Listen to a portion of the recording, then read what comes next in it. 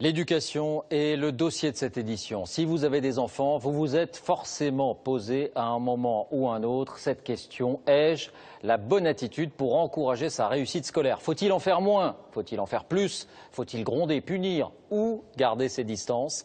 Eh bien, 2 chercheurs viennent de mener une étude auprès de 1000 élèves au parcours exemplaire, étude sur les principes d'éducation de leurs parents. Bonsoir Stéphane Clerget. Bonsoir. Vous êtes pédopsychiatre et vous nous aiderez à traduire concrètement par des conseils les résultats de cette étude dans un instant. D'abord, voici l'essentiel des conclusions de cette enquête. Anne Poncinet, Isabelle de Lyon, Benjamin Jeune Homme.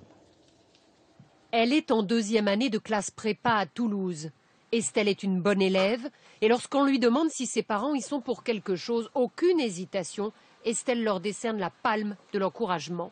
Et ils sont toujours fiers et contents de moi, quoi qu'il arrive, quoi que je fasse. Vraiment, ils sont contents et ça, je trouve ça vraiment très bien parce que j'ai jamais une seule fois, jamais ressenti la pression venant de mes parents, vraiment pas.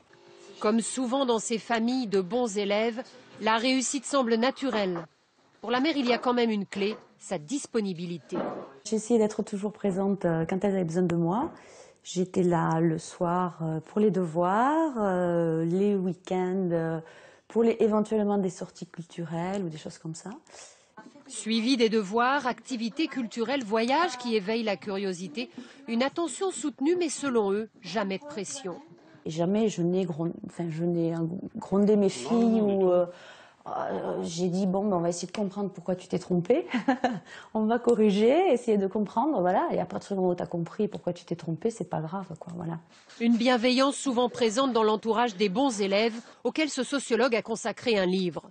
Selon lui, dans ces familles, l'école n'est pas une obsession. Il n'y a pas que le travail scolaire, il y a toutes les activités autour qui concourent à un certain équilibre de ces jeunes. Sport, musique, autant d'activités qui développent elles aussi le goût de l'effort. Qui donne un cos carré, en fait.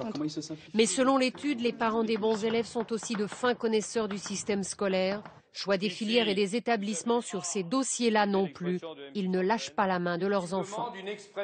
Voilà, l'école ne doit pas être une obsession. On aimerait croire que c'est la recette. On va vous le demander un peu plus précisément, Stéphane Clerget. Vous venez de publier « Réussir à l'école, une question d'amour », point d'interrogation, chez Larousse. 3 questions pour être concret pour tous ceux qui nous écoutent. D'abord, faut-il contrôler tous les jours les devoirs de l'enfant à la maison?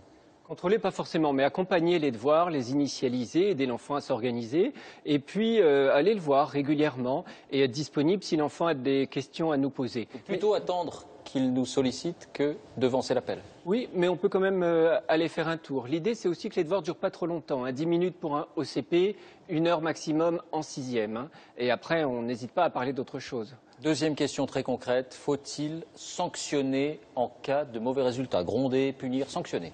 Non, on ne punit pas les mauvaises notes. Pourquoi? Soit l'enfant n'a pas compris et ça n'a pas de sens de le punir. Il faut au contraire lui expliquer. Ça renforcerait sinon un problème de confiance en lui. Soit l'enfant effectivement a fait preuve de mauvaise volonté et dans ce cas-là, la mauvaise note est une punition, pas de double peine. Au contraire, on le plaint. Ça toucherait un petit peu sa fierté. Dernière chose, à contrario, faut-il les récompenser lorsqu'ils ont des bonnes notes? Ça aussi, ça fait débat. Alors, les récompenser, non, ça n'a pas de sens. On peut les féliciter, bien sûr. On félicite aussi le petit frère qui n'a pas des très bonnes notes, mais qui se met au travail, qui fait des efforts. Et l'accompagner à des sorties ou autres. Mais l'idée, c'est que ce qu'on fait avec lui, finalement, on présente ça aussi comme des récompenses, ce qu'on fait naturellement. Ce qui est important aussi, c'est que le papa s'implique, que ce ne soit pas toujours une affaire de maman. Ça, c'est très important aussi pour la réussite scolaire, en particulier des garçons. Merci Stéphane Clerget d'avoir répondu à nos questions. Merci pour vos bons conseils.